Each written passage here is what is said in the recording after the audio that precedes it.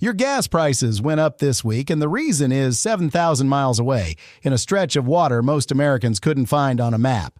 But they're about to learn exactly where it is, because what just happened there is going to hit your wallet for the next 9 months. Here's what's going on.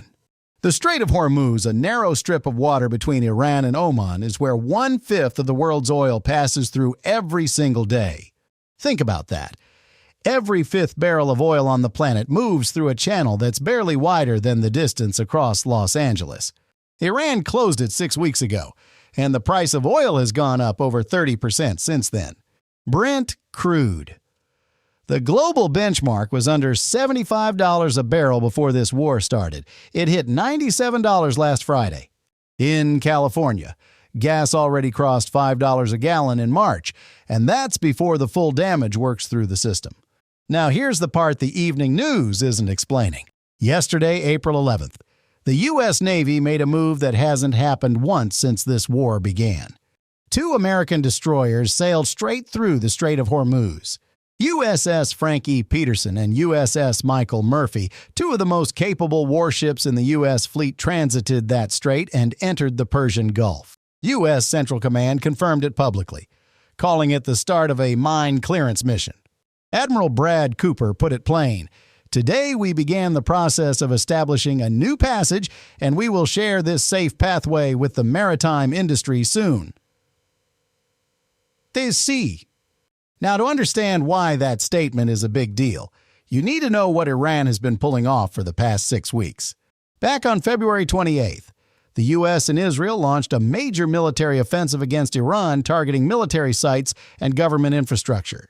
Iran's supreme leader, Khamenei, was killed in those first strikes. Iran's response was immediate. The Islamic Revolutionary Guard Corps, the IRGC, announced the Strait of Hormuz was closed.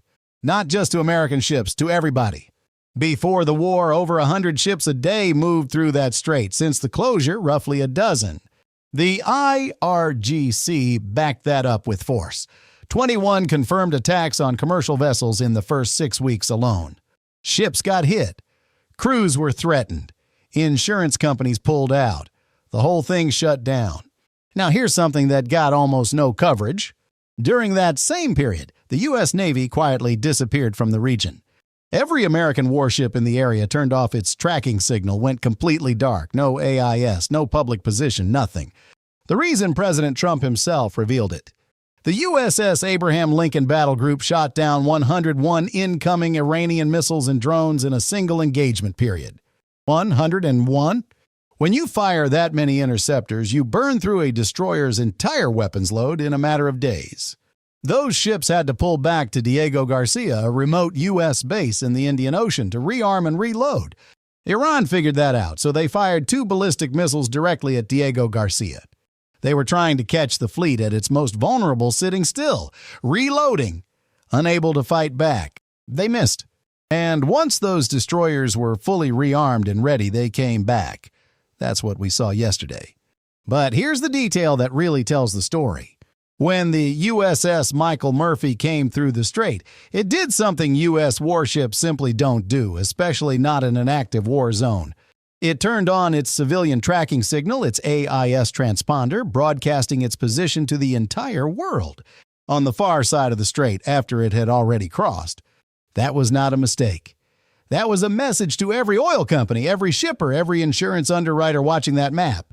We went through. You can too. But Iran wasn't just going to let that slide. A civilian ship nearby recorded what happened next, a radio exchange that ended up on the front page of the Wall Street Journal. The IRGC came on the radio and said, and these are their actual words, "This is the last warning. This is the last warning." The American ship replied, "Passage in accordance with international law. No challenge is intended to you. I intend to abide by the rules of our government's ceasefire. Iran then reportedly launched a drone in the direction of both destroyers. Iranian state media says the ships turned back. CENTCOM says the transit was completed. What we know for a fact, the Michael Murphy's tracking signal showed up on the Arabian Gulf side of the strait. That signal does not appear on the far side unless that ship actually crossed. Now let's talk about what Iran has actually been doing to that strait while everyone was watching the ceasefire talks. because this is the part that changes everything and it's barely getting any airtime. Imagine the Strait of Hormuz like a highway, 2 lanes, one coming in, one going out, used by the entire world for 50 years. Iran declared that highway off limits. Then they drew a new map with new lanes that run straight through Iranian waters. And they hinted not openly, but clearly enough that the old lanes might be mined. That's all it takes to stop commercial shipping. You don't need to actually blow up a tanker. You just need owners and insurers to think you might. So what does Iran's new map actually mean for every ship that uses that strait? Any vessel that wants to move oil out of Saudi Arabia, Iraq, or the UAE now has to enter Iranian territorial waters to do it.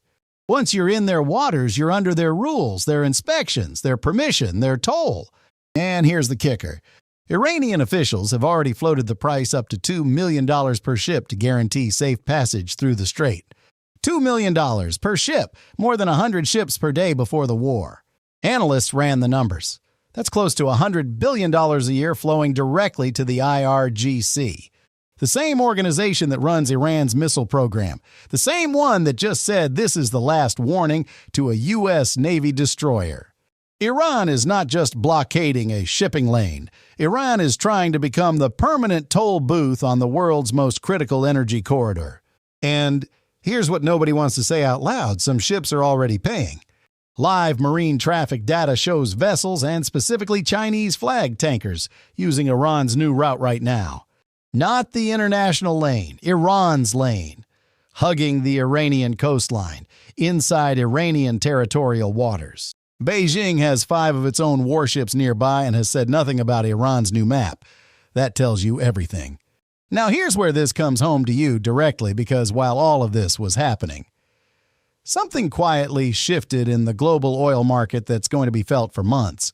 Dozens of supertankers, each one carrying enough crude to fill over 3 million car tanks, are changing course as we speak. They left Asia empty.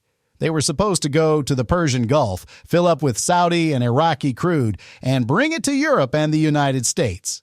They're not doing that anymore. Today, April 11th, was the exact day that tankers loaded at Saudi Arabia 6 weeks ago should have arrived at American and European ports. That oil is not coming. The ships never left the Persian Gulf. The pipeline is broken and the damage is already baked into the system. So those empty supertankers are now turning south, around the Cape of Good Hope, up the coast of West Africa, and then northwest across the Atlantic straight toward the United States. Trump announced it himself on Truth Social. Massive numbers of completely empty oil tankers are heading to the U.S. to load up with the best and sweetest oil anywhere in the world. And dates. Short term, that's real demand for American oil. Good news for U.S. producers. But there's a catch, and it's a big one. Getting oil from Texas or the Gulf Coast all the way to Japan, South Korea, or China, the world's biggest buyers, takes dramatically longer than from the Persian Gulf. We're not talking a little longer, we're talking months longer. The same ship that used to complete a round trip in 5 weeks now needs 4 to 5 months. That means the same fleet of tankers is delivering far less oil per year. Less oil moving means less supply. Less supply means higher prices. Every extra week those tankers spend at sea adds roughly 40 cents per gallon by the time it reaches your pump. And here's the number that should make you put down your coffee. For every single day of disruption to a major shipping lane, it takes roughly 1 week to recover. This strait has been disrupted for 6 weeks. That's over 40 weeks, nearly 10 months before global oil shipping gets back to normal. Even if the strait reopens completely tomorrow, we saw this same math play out in 2021 when the Ever Given got stuck sideways in the Suez Canal. 6 days. That's all it was. 6 days of blockage took 6 to 12 weeks for global shipping to fully recover. Hormuz has been shut for 6 weeks, and this isn't a ship stuck sideways. This is an active military closure with mines, drones, and a government backing it up. Don't let anyone tell you 2 destroyers entering the strait means we're past the problem. We are nowhere near past the problem. And the events of yesterday afternoon proved exactly that. While those destroyers were sailing through the strait, literally at the same time, the United States and Iran were sitting down face-to-face in Islamabad, Pakistan. The first direct talks between these 2 countries since 1979. Vice President J.D. Vance led the U.S. team along with Steve Witkoff and Jared Kushner. Iran sent its foreign minister and parliamentary speaker. They talked for 21 hours straight. And this morning, Vance walked out and said 4 words that rattled the oil market. We did not get a deal. Iran refused to commit to giving up its nuclear weapons development. That was the red line. Iran wouldn't cross it.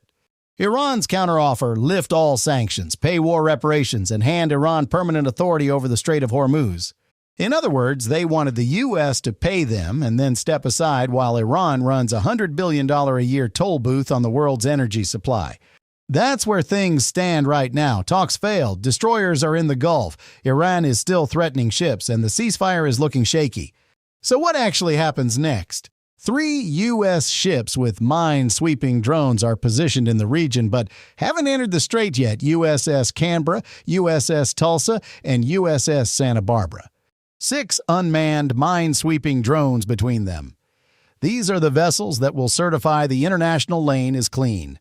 When and if those drones confirm the old shipping lane is clear of Iranian mines, that changes the calculation for every commercial ship in the region.